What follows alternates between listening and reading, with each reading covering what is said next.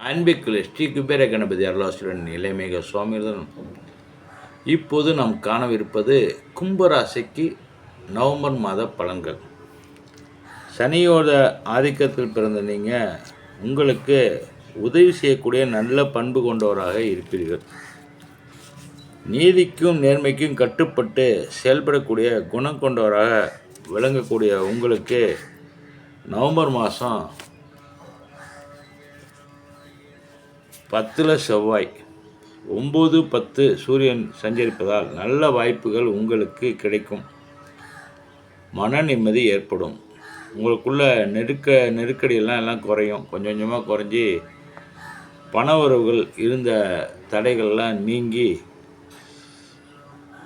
சரளமாக நிலை உண்டாக்குறதுக்கு எல்லாம் வல்ல இறைவன் அருள் புரிகிறார். சுப காரியங்களுக்கான முயற்சிகளில் நல்லது நடக்கும்.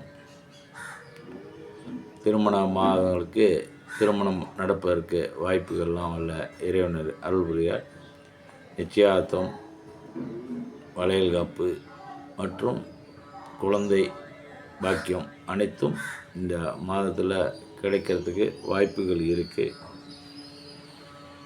பணம் கொடுக்கல் வாங்கல் விஷயத்தில் கொஞ்சம் சரளமாக நடைபெறுவதால் நல்ல லாபத்தை பெற முடியும்.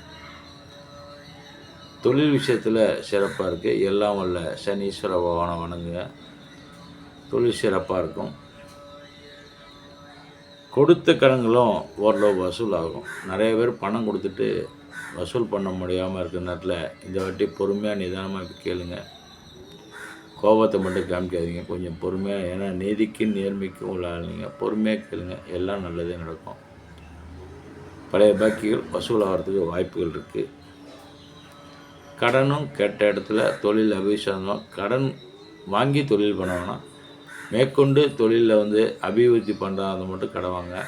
ஃபஸ்ட்டு எடுத்தோன்னே கடன் வாங்கி தொழிலில் ஆரம்பிக்கிறேன்னு சொல்லிட்டு மாட்டிக்காதீங்க. தயவுசெய்து அது வேணாம். சொந்த தொழில் வியாபாரம் செய்வதற்கு போட்டி பொறாமைகள் விலகி போட்ட முதலீடை எடுப்பதற்கான வாய்ப்புகள் இருக்குது. உத்தியோகஸ்தர் வேலை பார்க்குறவங்களுக்கு பணியில் நிம்மதியாக இருக்கும். எதிர்பார்க்குற ப்ரமோஷன்லாம் கிடைக்கிறதுக்கு வாய்ப்புகள் இருக்குது. ஒவ்வொரு நிமிடமும் எல்லாம் வல்ல இறைவனை நீங்கள் தியானித்து வணங்குனீங்கன்னா எல்லா செயலும் சிறப்பாக இருக்கும். உங்களுக்கு இப்போ நவம்பர் மாதம் நல்லா இருக்குது. நீங்கள் உங்கள் இறைவனை வணங்குங்கள். குலதெய்வத்தை வணங்குங்கள். கோயிலுக்கு போய் வணங்கினாலும் மனதார குலதெய்வத்தின் பெயரை வீட்டிலே வைத்து சொன்னாலே போதும். நீங்கள் சனி பகவானையும் ஆஞ்சநேய பகவானையும், ஆனால் எல்லாத்துக்கும் மூலவர் கணபதியை வணங்கிட்டு எந்த செயலாக இருந்தாலும் செய்யுங்க.